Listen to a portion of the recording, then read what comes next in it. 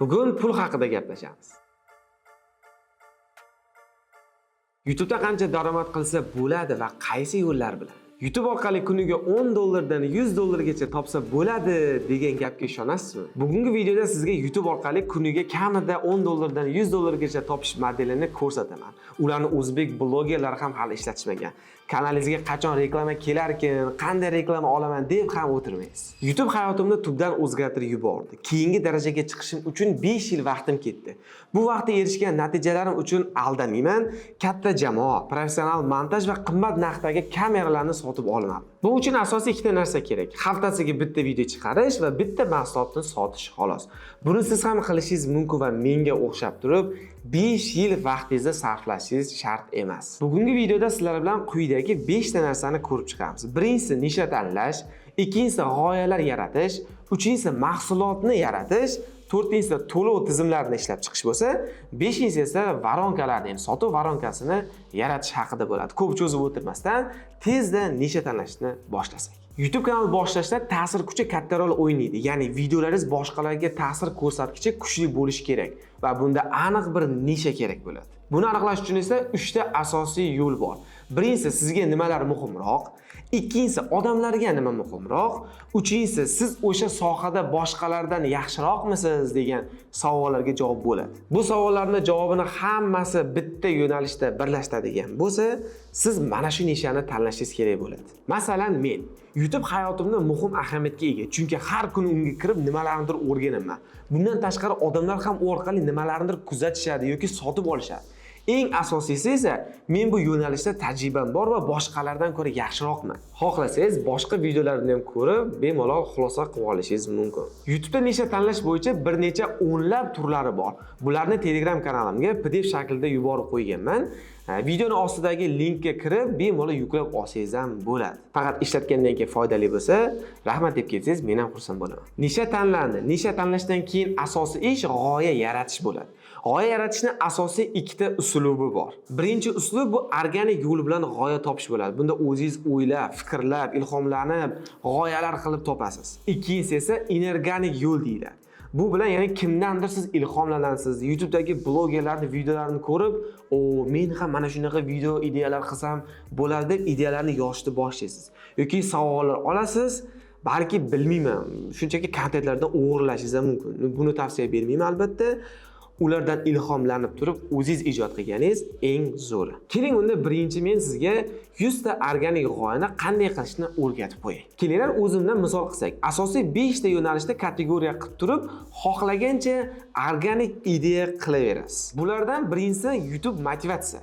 Bunda YouTube kanal rivoj uchun motivatsiya beriladigan videolar tayyorlaymiz. Bu bo'lishi mumkin ko'proq daromad toptiradigan yoki YouTube'da uni hayotiga foydasi yoki kasbiy rivojlanishi, kelajakdagi maqsadlari, hokazolar haqida istalgancha g'oya qilish mumkin. Ikkinchisi YouTube usullari. Bunda YouTube'da ko'tarilish uchun metodlar beriladi. Buni o'zini bir nechta ideyalar qilib tashlashimiz mumkin. 10 ta eng yomon uslublar, 10 ta eng yaxshi uslublar va hokazo qilib chek-chegarasiz organik ideyalar qilsa bo'ladi. Bu uchun shunchaki o'tirasiz, aytganimdek kategoriyalarga bo'lasiz va ideyalarni qog'ozga tushirib yozishingiz kifoya. Davom etamiz. Uchinchisi sog'liq.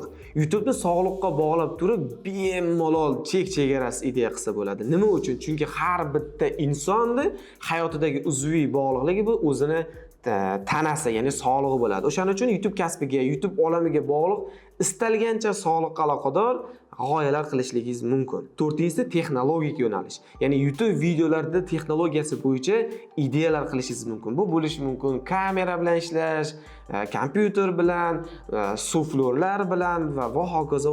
Ya'ni buni ham qanchalik ideya qilish mumkinligini tushunyapsiz. Navbatdagi va oxirgisi 5-si hayotiy videolar. Bu YouTube'dagi vloglar bo'lishi mumkin. Lifestyle'lar uchun ideyalar qilishingiz mumkin. Ya'ni bu yoqda chek-chegarasiz g'oyalar qilasiz. G'oyalar qilishni bilib oldik, endi esa keyingi qadamga o'tamiz. Keyingi qadam bizda mahsulot yaratish.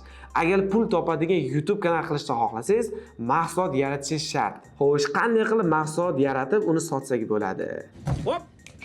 Bu siz qilayotgan kontentga bog'liq albatta. Misol uchun ovqat tayyorlaydigan yo'nalishda qiladigan bo'lsangiz, bemalol retseptlarni sotishingiz mumkin yoki bo'lmasa o'sha mahsulotlarni o'zingiz dastlabki qilib chiqarib berishingiz mumkin yoki bir ovqatlarga qo'shiladigan maxsus o'zingizni bir qanaqadir preparatlaringiz yoki shunga o'xshash narsalar bo'lsa, shuni o'zingizni brendingiz nomida ishlab chiqarib ham bemalol sotsangiz bo'ladi. Bu ham xuddi g'oyalarga o'xshagan chek-chegarasiz mahsulot turini ishlab chiqarishingizga bir turtki. Mabodo agar texnologiyalar haqida kontent qilaman deydigan bo'lsangiz, hamma texnologik sotishlardan tashqari wallpaperlar ham sotishingiz mumkin. Bu nima degani? Telefonga, kompyuterga yoki bir qaysi texnika haqida kontent qilsangiz, shularni asosiy ekranidagi ob'oylarni qilishligingiz, shu ob'oylarni tayyorlab sotishingiz mumkin bo'ladi. Bunga oddiy misol, agar telefonga ob'oy qilib sotaman deydigan bo'lsangiz, ommalashib ketadigani bu albatta futbol mavzusi. Barsa Real, Manchester City Arsenal, Manchester United va hokazo. Shunaqa wallpaperlar qiladigan bo'lsangiz, o'zini fanatlari albatta ularga yoqadigani bo'lsa, arzimagan so'mlarga bo'lishi mumkin. 5000 so'm, 2000 so'm, 10000 so'm, balki qimmatroqda siz ideyangizdan kelib chiqib, bemalol sotaverasiz. Bu nima degani? Siz bitta mahsulot chiqarasiz va to'xtovsiz uni qayta sotib, juda ko'plab pul ishlashingiz mumkin. Xo'p, davom etadigan bo'lsak, bilmayman, o'ylab juda ko'p narsalar sotishingiz mumkin. Men esa sizga hozir o'zim bilgan bir nechta mahsulotlarni sanab o'taman. Bu birinchisi, barcha YouTube kanallar PDF sotsa bo'ladi. Aytganimdek, ovqat tayyorlaysizmi yoki bir boshqa yo'nalishda bo'lasizmi, bemalol 10 betli PDF onlayn shaklda maqola yozadigandek qilib retseptlarni yozib onlayn kitob qilib sotsangiz bo'ladi. Ikkinchisi esa oylik abonement to'lovlarini evaziga daromad qilishingiz mumkin.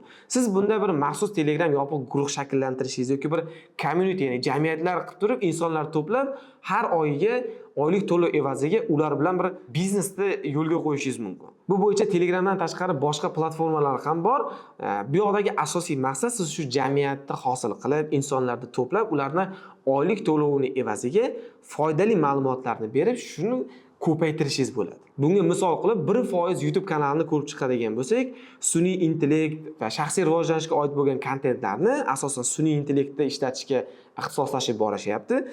Yopiq Telegram jamiyatiga olib o'tishadi va u yerda sun'iy intellektlarni barcha turini qanday qilib foydalanishligiga Xurshid akamiz boshchiligida jamoasi yopiq jamiyatdagi insonlarni ko'paytirish evaziga va oylik to'lovlarning evaziga yaxshigina daromad qilishyapti. Bunga misollar juda ko'p. Men bitta Xurshid akani aytdim, Aziz Rahimovni bilishligimiz yoki bo'lmasam Alisher Isayevni full kontakt dasturlari va hokazo. Bu ancha ommalashgan va yaxshi daromad topayotgan uslub bo'lgani uchun sizlar bilan ham ulashib qo'yapman. Uchinchisi, bu qo'lga ushlab ko'rsa bo'ladigan, hayotda bor bo'lgan mahsulot. Hozir sizga aytgan yuqorida ikkita mahsulotim hayotda qo'l bilan ushlasa bo'lmaydi, ko'proq emotsiyani hisobiga va shunga o'xshash, ya'ni faqatgina bilim, info orqali bo'ladigan sotuvlar evaziga bo'lgani uchun. Uchinchisi aytganimdek, bu qo'lga ushlasa bo'ladigan texnologiyalar bo'lishi mumkin. Telefon, kompyuter va hokazo. Siz aytganimdek, balki gullar ham sotishingiz mumkin. Gullar haqida kontent qiladigan bo'lsangiz, nima demoqchiligini umumiy tushunasiz. To'rtinchisi esa bu hozir juda ommalashgan kurslar. Siz soha haqida o'zingizni tajribalaringizni to'plab, darsliklar tayyorlab sotishingiz mumkin. Lekin bir savol paydo bo'ladi. O'zi qanday mahsulot sotishim kerak? Bu haqida o'ylab chiqishning eng zo'r uslubi va aniq yo'li bu siz oxirgi vaqtlarda nimalarni sotib olayotganingizga e'tibor berishingiz kerak. Masalan, men oxirgi marta ishtimdan chalg'imaslik uchun pomidor soatini sotib olganman. Agar oranglarda bu metodikani biladiganlar va konsentratsiya bilan ishlashga qiziqadigan insonlar bo'lsa, bu qanaqa timer soat ekanligini biladi. Yoki bundan tashqari dars o'tish bo'yicha qiynalayotgan edim.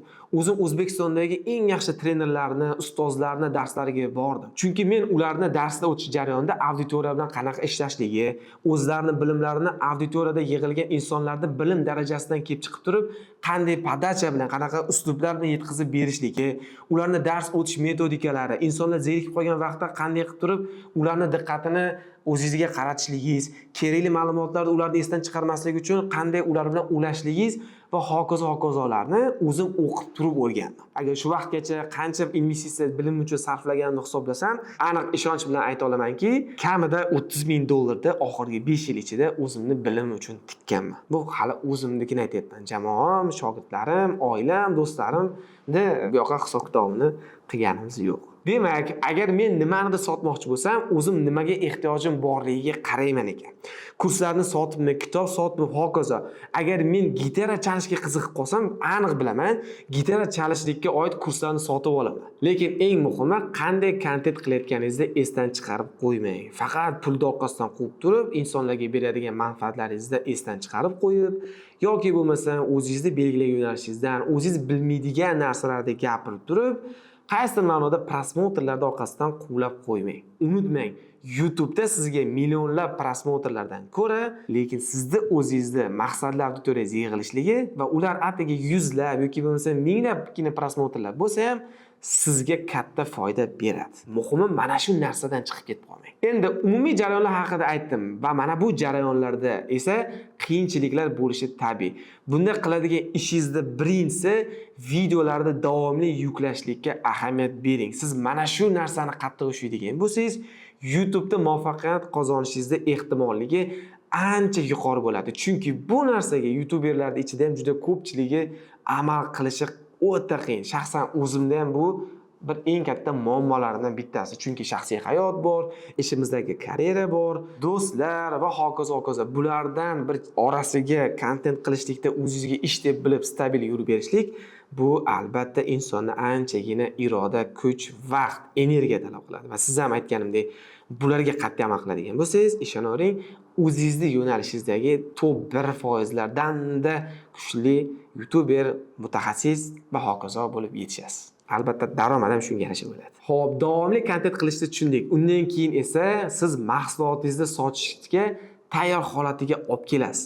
Shu yerda aytib qo'yay, birinchi mahsulotingiz baribir yaxshi sotilmaydi. Bu tabiiy jarayon. Bu aniq statistikalardan deb aytsam ham bo'ladi. Chunki dunyo bo'yicha deyarli barcha insonlar, to'g'ri ayrim holatlar bo'lishi mumkin, juda zo'r sotilgan. Lekin ko'pchilikda birinchi mahsuloti tabiiyki yaxshi sotilmaydi. Lekin yuqorida aytgan tavsiyamga amal qilib davomli kontent qilib boradigan bo'lsangiz, mahsulotingiz juda ham tez va ko'p sotilishlikka qadam-qadam chiqib borasiz. Eng asosiy qadamga keldik. Bu sotuv voronkasi. Bu qadamda bizni videolarni ko'rgan odam qanday qilib bizni mahsulotimizni sotib olishi bo'yicha zinama-zina yo'l chiziladi. Voronkani o'zi qanday bo'ladi? Keling sizga doskaga chizib ko'rsatib bera qolay. Voronkani tushuntirib berishdan avval o'zi voronka nimaligi haqida qisqacha aytib beray. Bilmaydiganlarga yangilik, biladiganlarga eslatma bo'ladi. Voronka bu sodda qilib aytadigan bo'lsak, har bitta sizni sotmoqchi bo'lgan mahsulotingizni mijozlar bosib o'tadigan yo'llar. Va bu yo'llarda har bittasida qanchadir foizdan insonlar to'kilib keladi va bu tabiiy ravishda. Nima uchun buni voronka deyilishiga ham sabab shu. Ya'ni boshda keladigan oqim katta bo'ladi va har bir bosqichda kamayib tushaveradi. Bu bo'lishi mumkin. Birinchisi axvat bo'ladi. Oddiy qilib men maksimal sodda tushuntiraman sizlarga. Qiyinchilik bo'lmasligi uchun. Axvat nima? Sizning videolaringiz rekomendatsiyasiga chiqadigan, siz haqqingizda bir marta bo'lsa ham ko'radigan mana shu qamrovni nazarda tutsa bo'ladi. Bo'lishi mumkin bitta videongizlik 10 ming prosmotr yig'gan, uni axvati 150 ming, 200 ming, 500 minglab bo'lishi mumkin. Bu o'sha narsa nazarda tutilyapti. Endi undan keyin ko'rishlar soni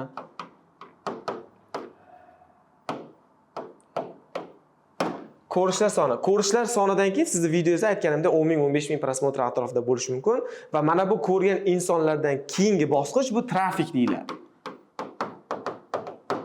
Trafik qancha? Ya'ni sizda shu videoingizni ko'rib turib, sotuv boshlanadiganga yaqin nuqtasida bizda bor bu saytga qancha insonda oqimini olib kira olasiz degani.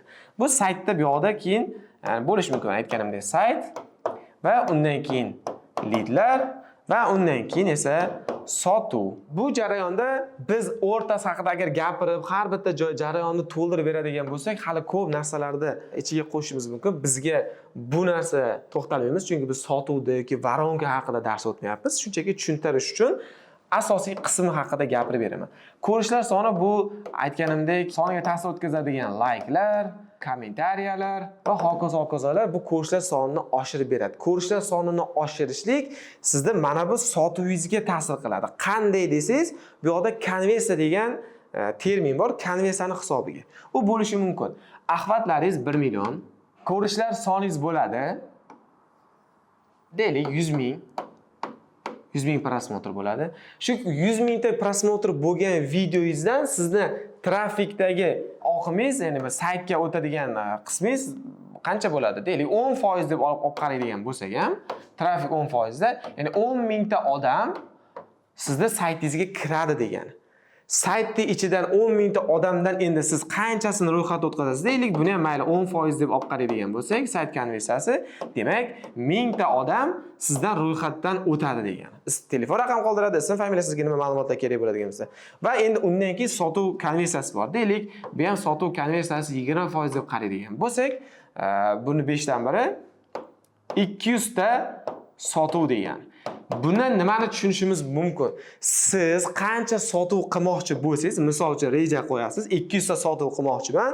Mana bu o'rtadagi konversiya foizlarini hisoblab chiqasiz va sizga taxminan qancha prosmotr yoki qancha axlat kerak ekanligi aniq raqamlarda kelib chiqadi va siz bunga tayangan holatda qancha bu oyda sotuv qilasiz, qancha prosmotrlar yig'ishingiz kerak, nechta video qilishingiz kerak va hokazo ma'lumotlarni raqamlarga tayangan holatda havodan olmasdan, shunchaki bir taxmin qilmasdan konkret raqamlar bilan ishlashga odatlanasiz, o'rganasiz va jarayon qanday ketayotganini aniq tahliliy xulosalar bilan bilib borasiz. Bu yoqdagi endi asosiy mantiq, siz kuzatuvchilarni klient, ya'ni mijozga aylantirishingiz kerak bo'ladi. Mana bu joyda mijozga olib o'tishingiz uchun har xil uslublar bor. Telefon raqam orqali va hokazo orqali.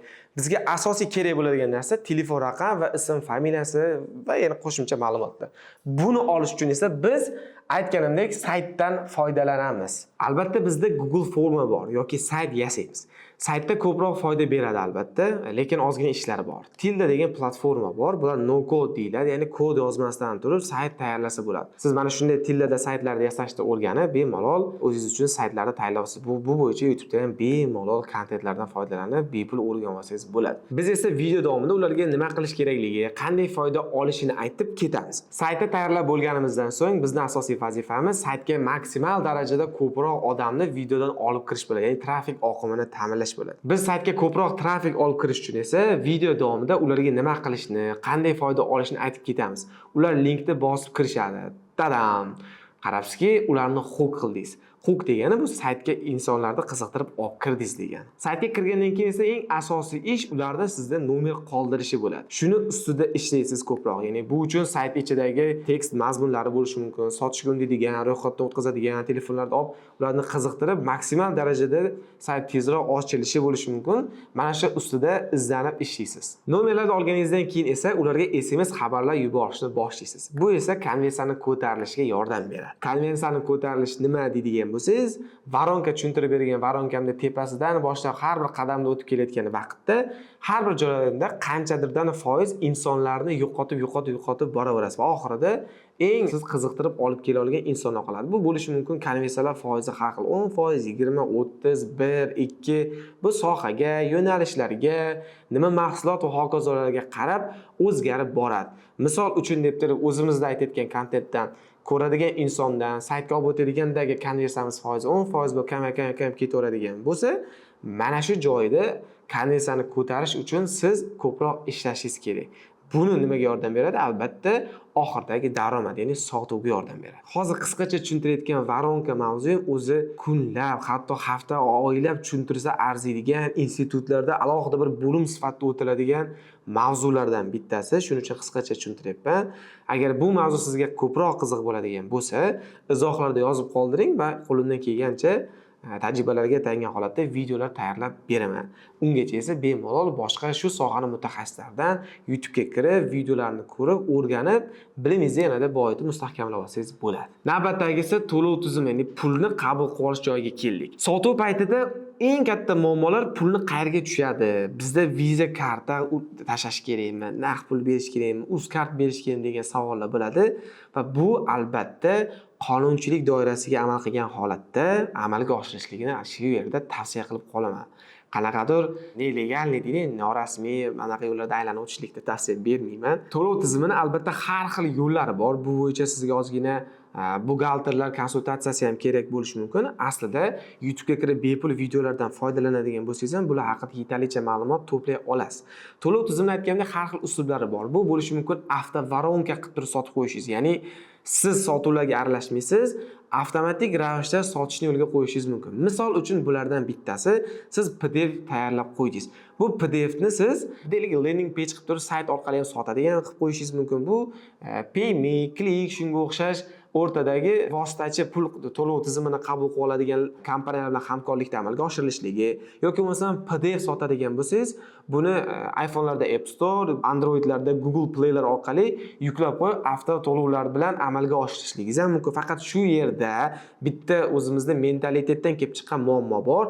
Bizda kartalar bilan to'lov qilish vaqtida insonlar karta ma'lumotdan kiritishga ancha qo'rqib qolgan. Bilamiz, o'ta ko'p firibgarlar va pulga aldanib qolishlik holatlari ko'p bo'lgani uchun, ayniqsa Visa karta masalasidagi to'lov tizimida dollar orqali pulni qabul qilaman desangiz yoki Visa karta orqali qabul qilaman desangiz, albatta muammolarga uchraysiz. Shuning uchun eng yaxshisidan bittasi bu rasmiy yo'l bilan Payme, Click, shunga o'xshash integratorlar bilan birga ishlashligingiz yoki bo'lmasa qaysidir bir adminni qo'yib qo'ygan holatda Telegramga yo'naltirib, ular bilan birga-bir ishlashingiz ham va bunga shu sotuv evaziga sotuv menejeriga pul to'lashligingiz ham osonroq usullaridan bittasi. Va yana eslatib o'taman, shu joyda buni albatta qonun doirasida qilishingizni tavsiya beraman. Xo'p, aytilgan ishlarni qildingiz. Hamma jarayon ketmay ishlashni boshladi. Sotuvlar orqali endi kamiga kuniga $10 dan $100 ishlashni boshlaysiz. Istalgan kasb orqali aynan shu holatda ishlashni boshlab, sinab ko'ring. Pul topishda muammo qilmay qo'yasiz, xudo xolasa. Bu yoqda asosiysi albatta ishonch va niyatni to'g'ri qilish. Albatta risk masalalari ham bor. Endi biz bunga to'xtalmadik. Sababiyat o'laroq nima ishlar qilish kerakligini sizlarga ulashdik. Bu mavzu haqida gapirsam, aytganimda soatlab gapirishim mumkin. Aslida buni men o'zimning produktlarimda, yangilangan mentorlik dasturimda bir alohida bo'lim sifatida o'rgatishga qaror qilyapman. Agar sizga ham YouTube orqali istalgan yo'nalishdan daromad topishdi, bu kasb orqali pul qilishdi, bu kasb orqali istalgan yo'nalishdagi insonlarga yordam berib daromadini ko'paytirish qiziq bo'lsa, video ostida havola qoldiraman. Bu havola orqali o'tib, ro'yxatdan o'ting. Bizda sotuv menejerlarimiz aloqaga chiqib, sizga batafsil ma'lumotni berishadi. Darslarda ham kutib qolaman. Albatta, bundan-da ko'ra ko'proq ma'lumotlar, qiymatlar bo'ladi. U uchun esa ro'yxatga o'tishni unutmang. Joylar soni chegaralangan va bu dastur 1 yildan so'ng bo'layotganini ham aytib o'taman. Albatta endi xulosa qilib olishimiz kerak. Xulosa qilib mana aytishimiz mumkin. Bu video davomida reklamalarni kutib turib qachon pul topaman ekan, kanalim qancha rasxod qilyapti ekan, uncha bo'lib ketyapti, lekin pul topmayapman degan kichik muammolarga albatta yechim topasiz. Yechim o'z mahsulotingizni yaratib, kichik bo'lsa ham, lekin sekin-sekin daromad qilishni boshlash va har bir topilgan summa shu yerda bilib olishga sizni yanada ko'proq ishlashga undaydi. Shuning uchun sizni asosiy maqsadingiz ko'p daromaddan avval mayda kam daromad bo'lsa ham, lekin doimiy daromad holatiga chiqarib yuborish bo'ladi. Va qarabsizki, 1 yilda yaxshigina daromadga chiqib olasiz nasib qilsa. Menda hozircha esa shular. Keyingi videolarda ko'rishguncha